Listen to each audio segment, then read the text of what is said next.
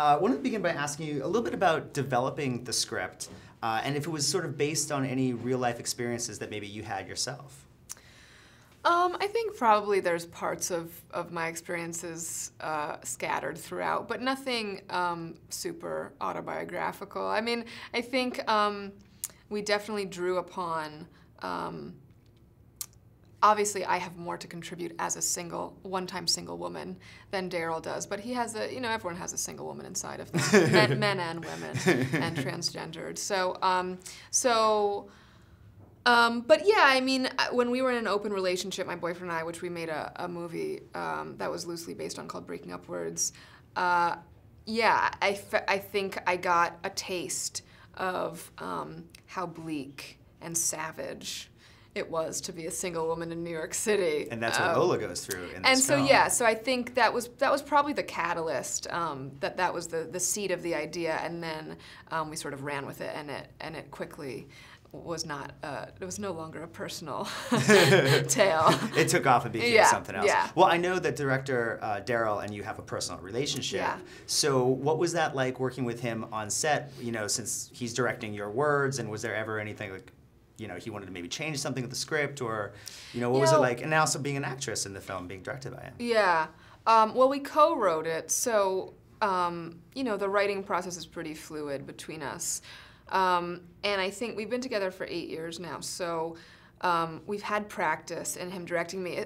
We got our first, the biggest training was when I would have auditions to go to, he would run my lines with me, and that, when you're in a relationship can be very touchy, like directing your partner. So I think we had to set up some rules and boundaries, and that has helped us cool. in the professional realm. But I think in this film, it was really easy. It wasn't at all contentious to be directed by my boyfriend. Oh yeah, that's cool, awesome.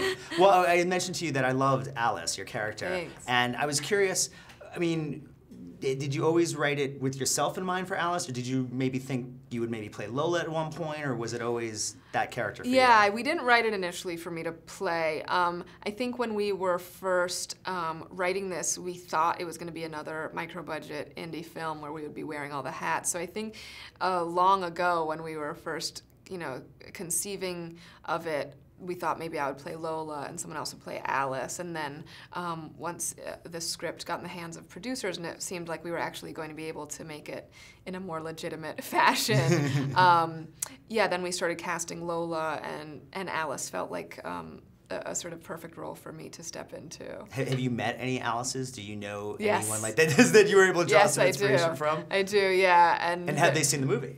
Yeah. Yeah. Did they recognize themselves? I don't know. But I mean, I think everyone probably knows an Alice in one form or another.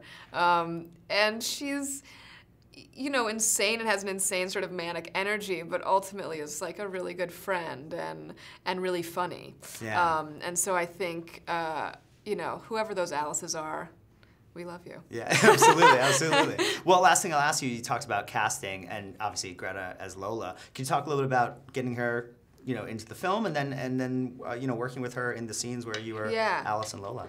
We knew Greta because we were all sort of coming up in the do-it-yourself filmmaking world at the same time and at film festivals together. And Daryl and I were always impressed with her as an actress, and she's got a very enigmatic quality on screen that I think makes her really interesting to watch. She's not your conventional leading lady, and she's not the sort of shiny, bubbly, effusive protagonist, which I think makes her much more complex.